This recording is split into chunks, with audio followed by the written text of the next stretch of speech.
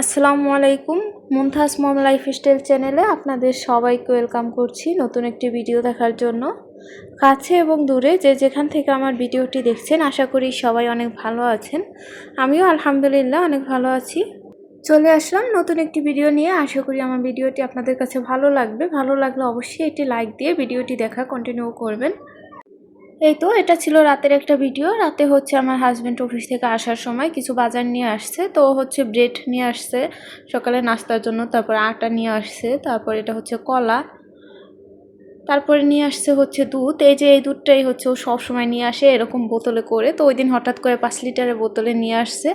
তো ওই বোতল সহ এখনও আমার ফ্রিজে অনেক দুধ থেকে গেছে, মানে কিছুদিন আগেই তো আনছে। আবার এই যে এখন আবার এই দুধটাও অনেক ভালো, এই দুধটা অনেক বেশি ঘন।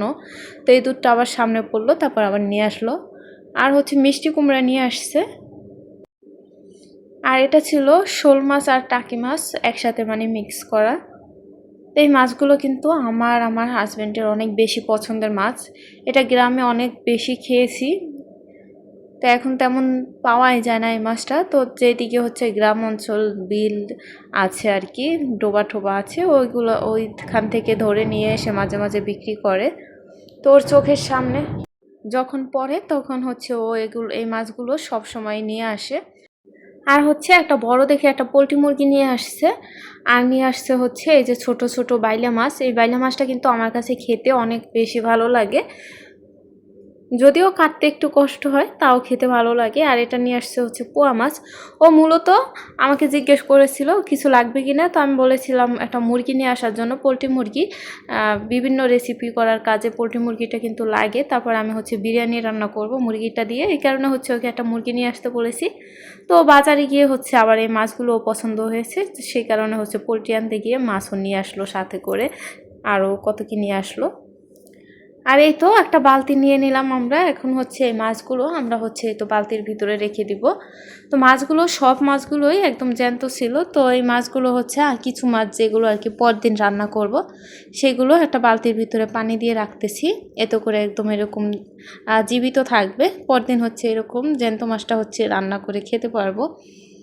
সেই কারণে হচ্ছে এই তো দুটো হচ্ছে শোল মাছ ছিল এখানে, বড় দুটো হচ্ছে শোল মাছ আর ছোটোগুলো টাকি মাছ।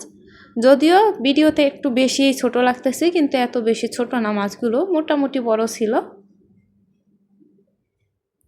এই তো এরকম করে মাছ কিন্তু রাখতো। আমি যখন আগে ছোটোবেলায় আমার নানা বাড়িতে যেতাম, আমার নানি এইভাবে করে সব সময় মাছ রেখে দিত, আমার মাও রাখতো সব সময়। আগে যখন একদম ছোট ছিলাম তখন কিন্তু সবার ঘরে ফ্রিজ ছিল না, তখন দেখতাম আমার নানি এরকম করে মাছ রেখে দিত আর বের করে তারপর হচ্ছে রান্না করতো। তো আমিও আজকে সেটাই করলাম, কিছু মাছ রেখে দিলাম আর কিছু হচ্ছে ফ্রিজে রাখবো। তো মাছগুলো মরতেছিল না, আমার ফ্রিজে রাখতে একদম মায়া লাগতেছিল। তো আমি হচ্ছে ঘুমাতে যাওয়ার আগ পর্যন্ত রেখে দিছি যেন একটু মারা যায়, তারপর হচ্ছে ফ্রিজে রাখবো। কিন্তু তাও মারা যায়নি, এই মাছগুলো সহজে মরে না। তো কি করব, ফ্রিজে আমার কিন্তু যে কোনো জ্যান্ত মাছ রাখতে একদম অনেক বেশি খারাপ লাগে। তাও আমার বাধ্য হয়ে রাখতে হয়েছে, যদিও একদম বেশি লাফাচ্ছিল না, আমি একটু মানে আধা মরা করে তারপর রেখেছি। আর এই তো সকালে হচ্ছে এই তো একটু নাস্তা বানিয়ে নিতেছি আমার মেয়ের জন্য। এই তো দুটো ব্রেড আর কি আমি হচ্ছে এই তো ডিমের ভিতরে চুবিয়ে ভেজে তারপর আমার মেয়েকে দিব। ওকে খালি খালি দিয়েছিলাম, আমি হচ্ছে দুধ গরম করে কলা দিয়ে তারপরে খেয়েছি এটা। তো ওকেও সেইভাবে দিয়েছি, ও বলতেছে এভাবে খাবো না, আমাকে বলতেছে আম্মু রুটি রান্না করে দাও। তো ওর হচ্ছে এটা অভ্যাস হয়ে গেছে, এরকম ডিমে চুবিয়ে ভেজে দিতে দিতে ও এরকমই পছন্দ করে। আমি অনেক বুঝিয়েছি আম্মু দুধ দিয়ে তারপরে ভিজিয়ে ভিজিয়ে খাও আর সাথে কলা খাও, কিন্তু কোনোভাবে মানতেছে না, আমাকে বলতেছে এটা ভেজে দাও, এটা রান্না করে দাও। তারপর আর কি করব, ফ্রিজ থেকে এটা ডিম বের করে তারপরে এভাবে করে ভেজে দিলাম। আর এই তো তারপরে এই তো রান্না বান্না শুরু করে দিলাম। এখানে হচ্ছে মূলা শাক কেটে নিয়েছি আর হচ্ছে এই যে খলিশা মাছটা কেটে এনে লবণ মেখে রেখেছি, এটা হচ্ছে রান্না করব। তো এই তো মাছটা হচ্ছে প্রথমে আমি ভেজে নিতেছি। তো মাছটা ভাজতে গিয়ে একদম দুর্ঘটনা ঘটে গেছে, মাছটা একদম কোনোভাবেই আমি উল্টাতে পারতেছিলাম না, একদম ভেঙে একদম মানে দুইটা মাছ আস্ত ছিল, দুইটা মাছ একদম ভেঙে গেছে। তো এই যে দেখতে পাচ্ছেন মাছগুলো কিভাবে ভেঙে গেছে, ভাজতে মানে উল্টাতে পারতেছিলাম না, আমি কাঁচা তেলের ভিতরে দিয়ে ফেলেছিলাম। আর তেলটা একটু ভালো করে গরম হওয়া উচিত ছিল। আর এটা ছিল মূলা শাক ভাজি। আমার হাজবেন্ডের মূলা শাক অনেক বেশি পছন্দ, তো 2 মুঠ শাক নিয়ে আসছিল, 2 মুঠো।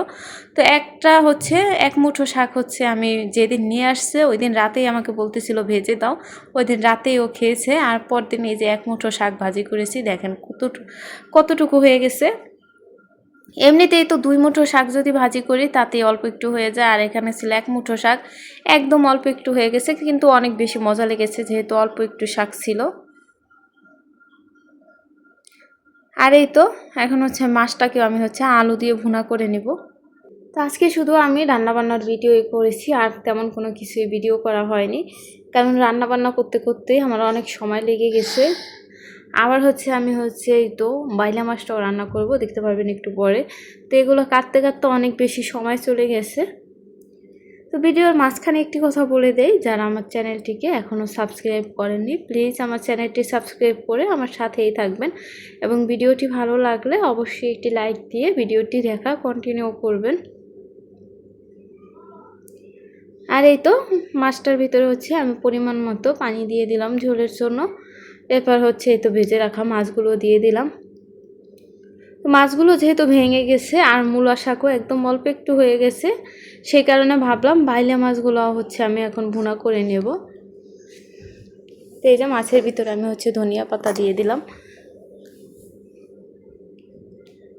খেতে কিন্তু অনেক মজা হয়েছে, কিন্তু মাছটা একদম ভেঙে গেছিলো।